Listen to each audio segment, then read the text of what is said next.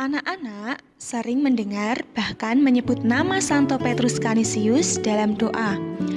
Kira-kira ada yang tahu siapa itu Santo Petrus Canisius? Santo Petrus Canisius merupakan salah satu nama orang kudus dan menjadi santo pelindung di sekolah kita. Santo Petrus Canisius lahir pada 8 Mei tahun 1521 di Nijmegen, Belanda.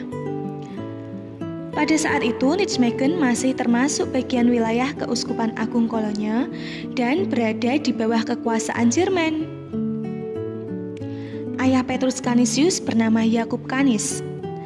Ayahnya menjabat sebagai wali kota Nijmegen.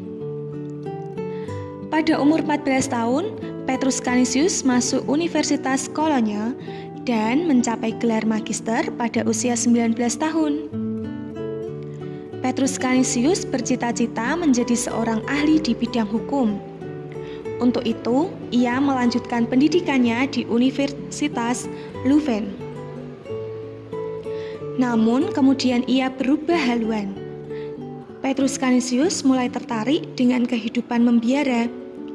Ketertarikannya pada kehidupan membiara ini berkaitan erat dengan cara hidup para pertapa di biara Kartusian yang disaksikannya sendiri selama belajar di Kolonya. Untuk itu, ia kembali ke Kolonya untuk belajar teologi. Selama di Kolonya, Petrus Canisius mengikuti latihan-latihan rohani Santo Ignatius Loyola yang dipimpin oleh Petrus Faber. Siapa itu Petrus Faber? Ia adalah seorang imam Yesuit yang saleh. Latihan rohani ini sungguh meresap dalam hatinya sehingga Petrus memutuskan untuk menjadi seorang imam Yesuit juga. Petrus Canisius membatalkan niatnya untuk memasuki biara Kartusia. Ketika berusia 22 tahun, Petrus Canisius memasuki serikat Yesuit. Di Kolonya, Petrus Canisius mendirikan rumah Yesuit pertama, tempat ia menjalani masa novisiatnya. Pada tahun 1546, ia ditahbiskan menjadi imam dan terkenal sebagai seorang pengkhotbah ulung. Petrus Canisius dipanggil ke Roma oleh Santo Ignatius sendiri.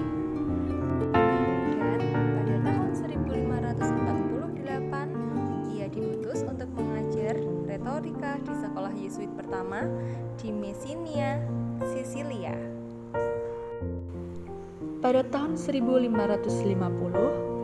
setahun setelah Petrus mengucapkan kal kekal dalam serikat Yesus, Petrus diangkat menjadi rektor Universitas Ingolstadt.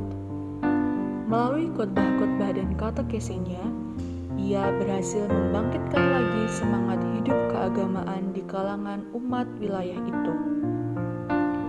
Petrus diangkat sebagai pemimpin serikat untuk sebuah wilayah kerja Yesuit yang meliputi Jerman Selatan, Austria, dan Bohemia. Dalam masa kepemimpinannya, ia membuka sebuah kolese di Munich dan Praha dan bertanggung jawab atas pembaharuan sekolah-sekolah di Augsburg. Setelah menyelesaikan masa jabatannya sebagai pemimpin serikat, ia mengajar di Universitas Dillingen di Bavaria.